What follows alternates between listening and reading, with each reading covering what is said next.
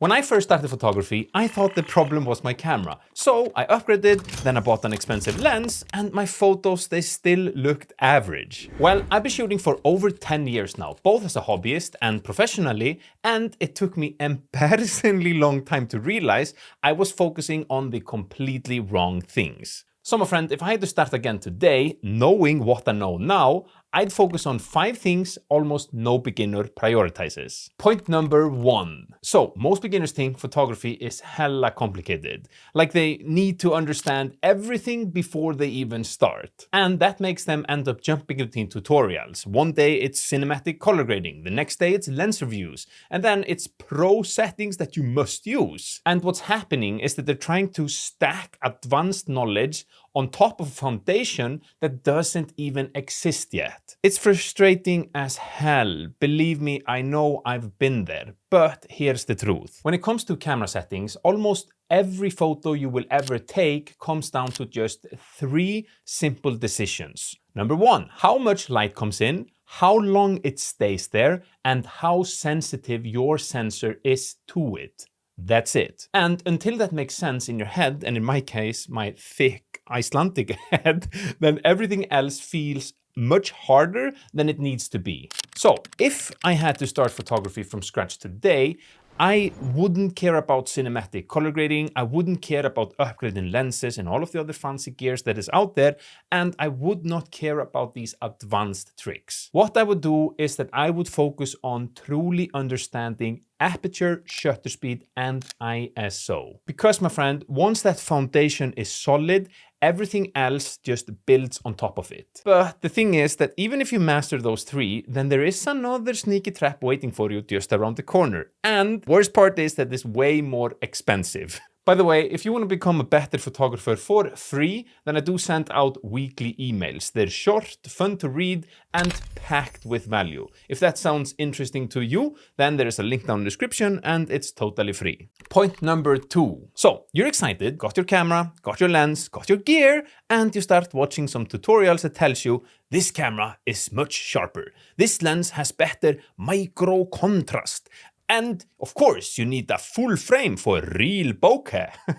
And suddenly, the setup that you have, even if you have a big camera, or you might have a small camera, it starts to feel like a problem. So what do? Of course, you do the only logical thing in this equation, and that is to upgrade. And then you buy another lens that's a YouTuber recommended. It's an expensive lens, like really expensive. And your partner starts to ask you, what the hell are you doing? Why did you spend so much money on this? But the thing is, after all of this, then somehow your photos, they still look average. But your wallet is much lighter. There's no shame in that though. It happens to the best of us. But here is what no one tells us early enough.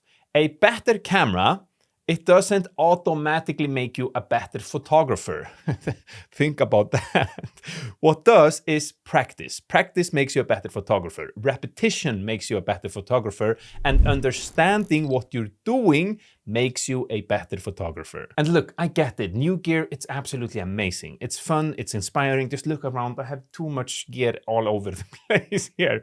But what I'm trying to get to is that when you're starting out, your mission isn't to collect equipment. It's to build skill, to understand light, to understand composition, and to understand why you're choosing certain settings. Because, my friend, if you don't know the reasons why you need to upgrade in the first place, you probably don't need to upgrade. And yes, I know certain styles require specific gear, and yes, you will outgrow your setup eventually, but that should be a decision based on limitation and not insecurity, or that you think, okay, if I buy this fantastic camera that this handsome redhead ginger guy on YouTube that talks this beautiful, beautiful English has, then I will become a better photographer. Don't do that, you know? So if you're starting photography today, I would pick one simple camera, one simple lens, and I would master that setup completely. But even if you get this right,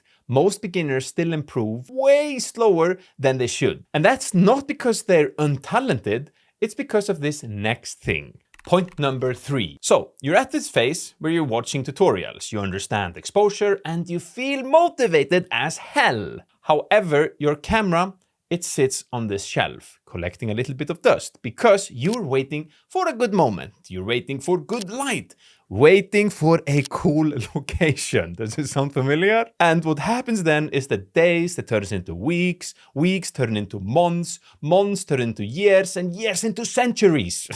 Okay, I might have taken this a little bit too far, but you get the drift. And here is the brutal truth, my friend. Photography is not learned by watching. Of course, you need information and someone to teach you and help you out, but the truth is that photography is best learned by doing. What I'm getting at here is that you learn it by missing focus, by overexposing, and by messing up from time to time. You see, skill is built through repetition and volume and not perfection. By getting your ass out there with your camera in your hand, even if it's just on a boring stroller walk with your baby or dog, if you're into dogs, you know, then it's still an opportunity to practice. And that is why, if I were starting over today, I would bring my camera with me everywhere, and I would shoot all the time, even the boring stuff, especially the boring stuff, come to think about it. Now, here's the problem though. Most beginners here shoot all the time, and then they think, okay, but shoot what? And that's exactly why I built something called the 14-Day Photographer, which is a simple structured course designed to take you from confused and overwhelmed to someone who actually understands their camera and can take intentional photos that you're proud of in just 14 days. And the best part is that it's built as a two-part system. First, you learn the essential, the ins and outs of a camera, and the fundamentals of what actually makes a good photo. And after that, we then go on a 14-day journey together, me and you, baby, hand in hand. That means that every single day, one short lesson unlocks with one small focused challenge, and each one builds on top of each other. Nothing overwhelming, just practical reps that sharpen your eye, build your confidence, and give you control of your camera and your photography. So instead of wondering what the hell should I shoot, you just press play, you do the tasks, and you get better. As simple as that. If you're a beginner and you want structure instead of random YouTube advice, the 14-Day Photographer is built for you.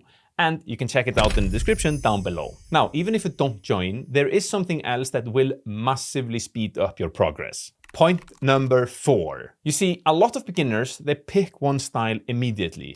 I'm a portrait photographer. I'm a street photographer. I only shoot cars with rolling R's. Cars. But the thing is, how do you even know that if you've never really tried anything else? You see, taste, it is developed. You don't discover it, you build it. And the more situations you put yourself in, the more you understand what it is that excites you. And that is why, when just picking up a camera and starting out, I would recommend experimenting with everything. I'm talking landscape, street, portrait, macro, whatever you can get your hands on. Because in the end of the day, you don't find your style by deciding this is what I am, you find it by exploring. However, even if you do all of this right, there is still something that will test you.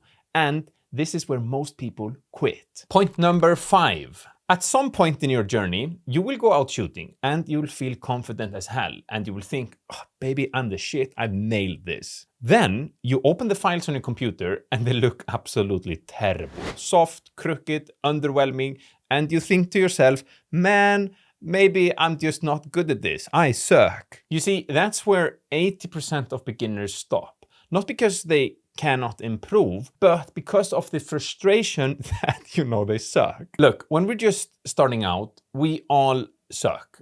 I say a lot of sucker, but I mean it.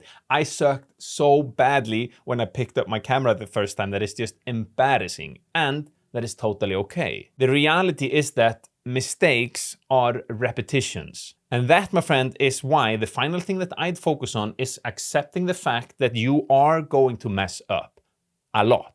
Photography, it is a long game. The people that you admire and win and actually get better are the ones who just stayed.